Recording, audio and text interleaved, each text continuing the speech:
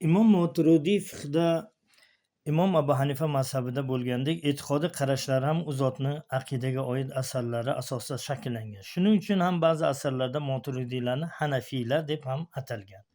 Masalan, Hasan ibn Abdul Muhsin Abu Azbar Ravzatul Bahiya fima baynal ashairati val Moturidiyya degan kitoblarda Moturidiylarni Hanafiylar deb atagan. Shu o'rinda modomiki Moturidiy Abu Mansur Moturidiy hazratlari aqidada Imom Azamga ergashgan bo'lsa, nega aqidada ham Hanafiy mazhabimizda deb aytilmasdan Moturidiy mazhabidamiz deyiladi degan haqli savol bo'ladi. Bu savolga doktor Ali Abdul Fattoh Mag'ribiy Imom Ahli Sunna val Jamoa Abu Mansur Moturidiy va Oroul Kalamiya degan asarida batafsil javob bergan bo'lib, javobning xulosasi quyidagilardan iborat.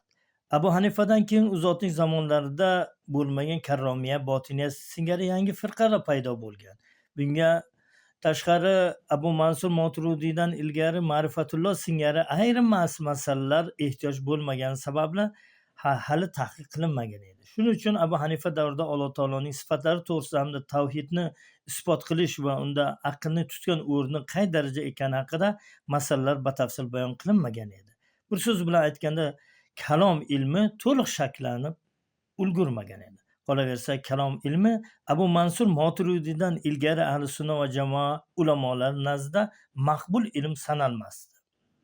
Abu Mansur Moturudiyning tahqiqlari tufayli bu ilm maqbul ilmga aylandi. Demak, Abu Mansur Moturidiy aqidada Imom Abu Hanifani tutgan yo'llarni faqatgina sharhlab berish bilan kifoyalangan emas, balki alohida o'ziga xos yangi yo'lga asos solgan. Shunga ko'ra, Hanafiya mazhabida fiqhda Abu Hanifaga, aqidada Moturidiyga murojaat qilinadi. E'tiboringiz uchun rahmat.